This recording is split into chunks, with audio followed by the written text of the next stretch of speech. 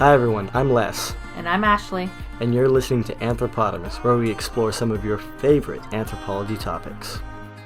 Hi everyone, welcome to the latest episode of Anthropotamus. We've been away for a while and we're glad to get this show started again. Today we are talking with Dr. Sheina Lew-Levy, discussing her article, Learning to Walk in the Forest. She's an associate professor at Durham University with the Department of Psychology, correct? That's Uh, right. and go ahead and tell our listeners a little bit about your background and your research and your interest in child growth and the interaction in the Congo. So I started off studying cultural anthropology for my undergrad at McGill University, and it was a great opportunity to get a four fields kind of training where we were trained by evolutionary anthropologists and archaeologists. Not so much linguists. I feel like they're often left out of the four field training. And that really allowed me to explore my interest specifically in hunter-gatherer societies, mostly through like literature reviews and kind of essays and stuff like that. And then I got really interested in evolutionary anthropology as a specialty. So then I did a master's degree at Cambridge University in evolutionary anthropology. And it was like the first time I learned statistics and the first time I learned about life history theory. And that really helped guide my research questions a little bit more. And then the supervisor that I found that was like the best fit for my research, where I had funding, which was at Cambridge also for my PhD, he happened to be in child development and psychology. So I feel like I've been kind of around the world in terms of my associations. And then also for the postdocs that I did, I tended to be split between the human behavioral ecologist and the psychologist, or the archaeologist and the psychologist, trying to find my footing. And I think, you know, when you study kids, they're kind of at the intersection of biology and culture and evolutionary forces. So you are lucky, or I feel lucky, that I get to continue to explore all aspects of anthropology in my research with kids. And how I got started in Congo was that my co-author on this paper, Adam Boyette, and now our collaborator, he was Adam's collaborator at the time, but now he's also my collaborator, Lee Gettler, who's at Notre Dame. They'd gotten a grant to study fatherhood, and they were setting up a field site to do that in Congo. So they took me on as a research assistant, which helped fund my PhD work. So I was doing that while so I'd start with that and then stay on later to collect my own data for my PhD. So it gave me a lot of time in the field. I think my first field season I spent 5 months, and then I went back for 4 months, and then 3 months, and then 2 months, and now I'm doing like a month at a time. So I've been able to see, it's been 8 years that I've been going back and forth, not during the pandemic. I had a break, obviously, but it's been really cool to see these kids that I've known since they were really little grow up, and some were like 10-year-olds the first time I met them, and now they have their own kids. So it's been a really cool opportunity to get to know kids and watch them grow up in this really cool community. A little off topic, but you just mentioned that they went to study fatherhood. We Yeah. all often hear that there's not that research is usually focused, scientific research is usually focused more on males than females. When it Mm. comes to child development and families, do you feel that is also true for men, or that we focus more on motherhood? Yeah, I mean, a lot of the early attachment research was very much focused on motherhood. Actually, my PhD supervisor during his PhD was one of the first people to be like, dads matter too, like attachment to dads also matters. And so what's interesting is like we tend to focus on men for a lot of biological research, but then when it comes to transition to parenting, it's like moms, moms, moms. And that I think is really like a very European, like nuclear family, like almost like a family that never existed, of like dad goes off to work and mom's the one taking care of the kids. And we know, of course, that that's like a very small subset of the world's population where that's ever been true. But for sure, for transitioning to parenting research and for child development research, we know a lot less about dads than we do about moms. And more generally, we know a lot less about who takes care of kids beyond moms and dads, which we know is, again, the norm in a lot of the world. Karen Kramer's research, who I absolutely, she's a terrific person and I love her work, shows that after moms, cross-culturally in small-scale societies, it tends to be siblings that are the caretakers. And we don't know how siblings learn to take care of, you know, their younger siblings. So that's also a really interesting child development research question that's really underexplored as well. So before we really go into the article, can you briefly discuss how European colonization has impacted the lives of the BaYaka? Well, the article is about the BaYaka, but can you explain how European colonization has impacted their lives and their relationship with the forest? Yeah, I mean, that's still an open empirical question to kind of track how it's affected their relationship to the forest. We know that in the region where I work, there is a kind of a long-standing aspect of indirect trade where the BaYaka, who are this community of hunter-gatherers, have these very long-standing relationships with neighboring fishing and farming communities. And they tended historically to mediate the relationship between the foragers and the colonizers who were buying things like diker skins and ivory, and also copal, which is like a resin from a tree that you can light things with, like people use them as candles. So there was a really important trade of that. And so at the time where there were these, you know, taxations from French colonizers in the Republic of the Congo, at that time, the BaYaka were spending a lot of time in the forest collecting resources and trading. As colonization expanded and people were brought in to be settled, because both the farming and the foraging communities used to live in the forest because there was a lot of interethnic conflict at that time. And so it wasn't safe to live along rivers because that's where people would travel. At a certain point, colonizers came and started leaving salt and metal on the banks of the rivers. And when they would come back and see that those things had been taken, they knew there were people who probably lived in the forest, and then they would make efforts to settle them along the riverbanks. And it's in one of those villages that I have done most of my research.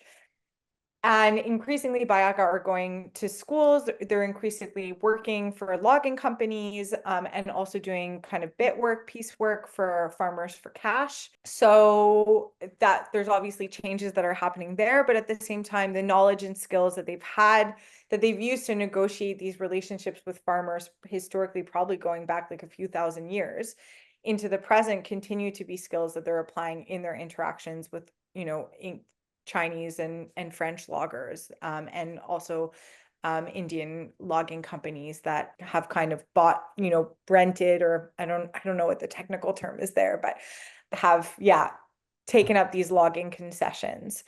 And so they're using those same skills of being really open-minded and being really open to new technologies and open to new opportunities in very BaYaka ways to access new resources that are available in their social environment. And so that's what's really interesting about forest walking, to come back to the paper, is that that's a way that BaYaka have used to get to know other communities, figure out what they have, figure out what might be useful to them, and build those relationships while having the mobility to leave if there's a new opportunity or if they feel like they're not treated fairly. And that's something we see throughout the region, not only in the Republic of the Congo, but in any areas where there are these forest foragers that live. So when I was reading the article, it kind of, when you discuss like interactions with children, or the way adults interact with children, it kind of makes me think when you see that meme like on Facebook, or it's like, or at age 2, pick up your toys. At age 3, you know, put your laundry away. At age 4, fix the car. You know,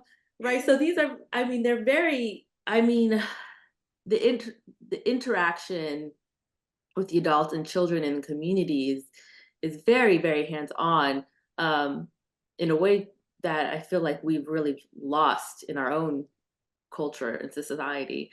So can you describe to the listeners how the interactions adults, the interactions the adults have with children are both similar and different within our own Western society? Yeah, so I think for like a BaYaka forest camp, like Barry Hewlett, who's been working with Aka in Central African Republic for a long time, talks about a forest camp with like 50 people living in the space of an like average American living room. So it's a very dense social context where there's people always in arm's reach, people always doing loads of different activities right around kids. And because of that, it leads to kind of two interesting dynamics. So like one is that the parents don't need to be interfering all the time. Like I have a 4-year-old. When we're at home, it's me, my husband, and our 4-year-olds, right? And it's like us or no one. So he's constantly talking to us and and we're just trying to sometimes do some cooking or clean up, and like, or even just talk to each other, and that's not really an option, right? But in these communities, like there's loads of other kids to run off and play with, loads of adults doing interesting activities, loads of things to watch. So you have this, close proximity that allows for letting kids do their own thing at their own pace without kind of overloading the adults, if you will. And it gives kids a lot of opportunities to pursue their own activities that might even be dangerous. So we see a lot of kids playing with knives, kid climbing trees, and everybody's monitoring what the kid is doing and paying attention. And you might have these small interventions like I once saw like a baby and she was like coming after her older brother with a machete, and then the mom just turned her turned her in a different direction, right? And then she was like, "Oh, here's a tree." And that seems like really, I would never give my 4-year-old a knife because he's not able to do anything. But in these communities, when you have really young kids who are able to do these things, I've seen 2-year-olds cut down trees really well, right? So they have this practice that they're able to do because there's always loads of people around watching and making sure that everybody's safe without having to necessarily intervene in these major ways. And it gives kids a lot of opportunities to see loads of people doing different things, have loads of language input, loads of opportunities for play, loads of opportunities for social interactions that leads to these really like rich learning environments. It also makes me think of that video. There's like a video of like some 5-year-old with a machete, like cooking outside. Like he has like a Yeah. big wok and then he's Yeah, yeah, I've cooking. seen that one. And Yeah. I was like frying food, and I was like, God, my kid's like 10 and barely knows how to make scrambled eggs. Like, and Yeah. it's not like I haven't tried to get her to cook. When I was her age, I was a latchkey kid, so I made my own dinners. I baked cake. By the time I was her age, I was doing everything on my own, Mhm. and I've been trying to get her to cook since she was 5, and she barely knows how to make spaghetti now. And I'm just like, God, how do I get my kid to feed herself? Yeah. I was like, how did Yeah. they get these kids? I mean, I know how they get these kids to advance, but I wish I could get my kid to do that. You just need like a 12-year-old to hang around who does that stuff. And then she'll be like, that's cool. Now I want to do it. It's not my mom telling me to do it. It's just like cool 12-year-old. Well, I was an only child. I just watched my mom, and then I just Yeah, copied her. Like, right. why aren't you just watching me and copying me? That's what I did, but it didn't work out that way. Did not work out Yeah. that way. Now she has a I diet mean, of even in ramen. these communities, you get a lot of variation in individual interests, right? So you get kids who are really excited about hunting and other kids who are really excited about trapping and other kids who are really good at fishing, right? So you get this diversity in interests and they get to see loads of different people who have skills and they kind of pick what they feel the most passionate about. Oh, man. Makes me think I should have done everything differently raising her. I Uh, think like it's real one thing that I often say to people because there is a big movement towards like how to hunter-gatherer parents parent and attachment parenting and all this stuff and like to a certain degree like we can look at what other people are doing and that can inspire us and show us like what some of the options are, but at the same time we're all just trying to survive in our environment. Like that's true for every culture. And that's true for the community that I work with in the Congo Basin. It's also true for me trying to survive, as a academic parent with a 4-year-old with what feels like a demanding job at times. And that means, sometimes like I'm just like, just watch the show while I have this meeting. And that's not maybe what the ideal parenting would be. Like the ideal yeah. parenting is like, let's go out and make loads of friends and, find our community. But sometimes that's not an option. And you have to be realistic about what's possible in the ecology that you live in. And unfortunately, we don't live with 50 people in our living room. I um, can't imagine 50 as much people as in my living sometimes that room. would be nice. Yeah. Uh, um, so your research focused on children who typically don't go to school, but there are members of the BaYaka who do attend school. Did you notice a difference between interactions between those who did and did not go to school, or Yeah. did you just not have enough interaction with school children? So by the time I was doing my research, either school wasn't in session or later on the school kind of completely closed. It it wasn't a sustainable school, to say the least, in terms of staff, in terms of finances, and also in terms of structure.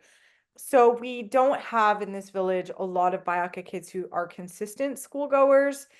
And I wouldn't necessarily say that because there's like so little variation, that we saw a lot of differences. But one thing that we have another paper where we pooled kind of different ethnographic data together, looking at these schools that are available to BaYaka kids.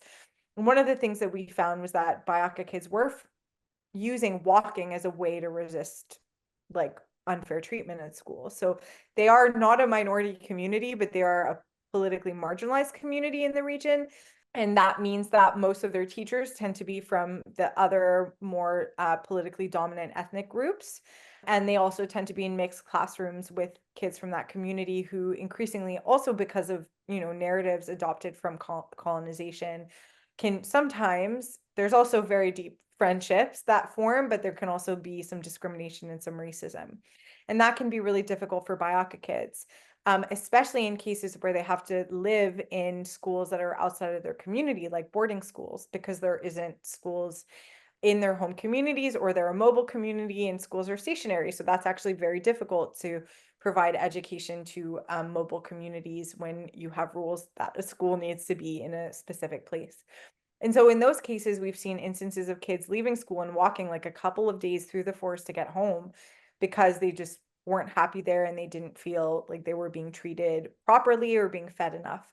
And so in those cases, we see that kids are applying the skill of walking and all the kind of knowledge that goes with it, of being able to navigate your environment, find food, and also know where your social resources, your families along the trail might be, to resist things that they don't want to do, which is really foundational to BaYaka autonomy, both at the individual level, but also their political autonomy more broadly. A little off topic. So, and I think you do mention this in the article also, that the children who do attend school don't get fed enough. I mean, what are these schools feeding them? Yeah, this is a bigger issue when it comes to Indigenous food systems more generally. The schools tend to feed them like really old rice, dried beans, and oil. And this is, I can't speak to all villages, right? But the village where I work is not a food insecure place. That's not to say people aren't sometimes hungry, but overall, there's a lot of abundance in the environment for collecting food, which tends to be really, really rich, like very nutrient dense. And so when you're going from that to eating boiled rice with peas and a bit of oil, it's quite a shock, I think. I think at first the kids are excited to eat something new, and rice is something that costs quite a bit of money. So they're like, let's eat rice. That's cool. But if you're eating that day in, day out, it's not that exciting. And there are kind of efforts and discussions ongoing about how to incorporate Indigenous food in the type of school lunches that kids are getting at school, to make sure that they're getting not only a nutrient rich diet, but also a culturally rich diet, that their foods are being valorized as something important and full of nutrients, and that they should be able to eat when they want to eat. So, with all the time you spent there, what are some of the most memorable moments you have with the children?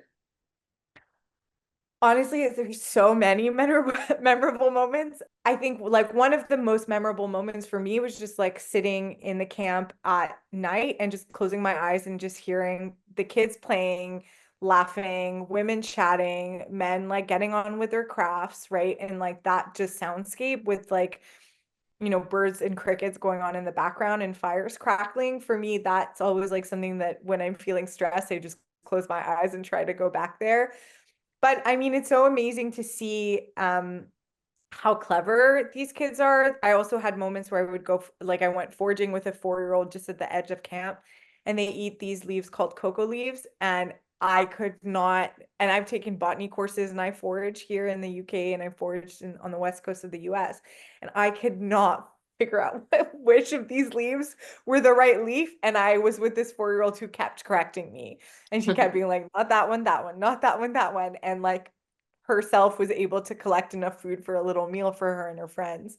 So those like types of moments where you see how amazing and clever and capable these kids are, and how incapable and like unable to do basic things I am, is always like a really magical moment, especially when you study child development. And I think something else that really strikes me are just all the moments of like seeing kids not so focused on adulthood, which is like how we think of child development, of like a process of becoming an adult. But for them, within their community, they're already considered humans, like from the moment that they're born, right? They're humans with personalities and needs and desires and skills. And, that unfolds and unfurls in a very natural way that you can't really interfere with that much.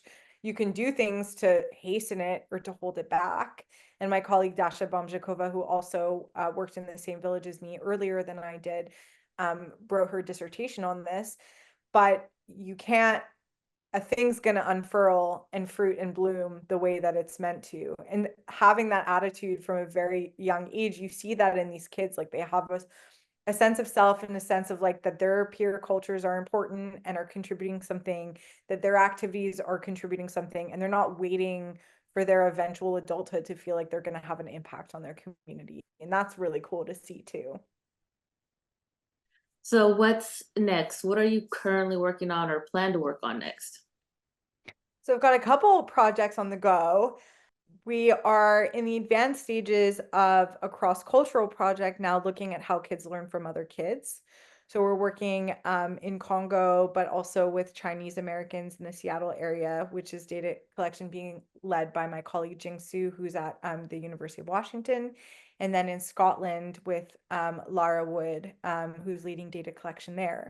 And we're trying to understand both in kids in like naturalistic environments, how they choose who to imitate, and how much of that imitation is their peers, because we actually don't know a lot about that, as well as how that correlates with how they perform in these kind of more classic experiments. And that's again something we don't know, because there's not a lot of experiments looking at how kids imitate other kids.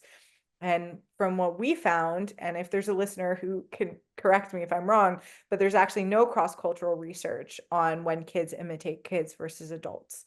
And so we have this view in the social learning literature and the socialization literature that adults are really important to learning, but we've actually never tested that to see if that's really true in the environment that kids are growing up in.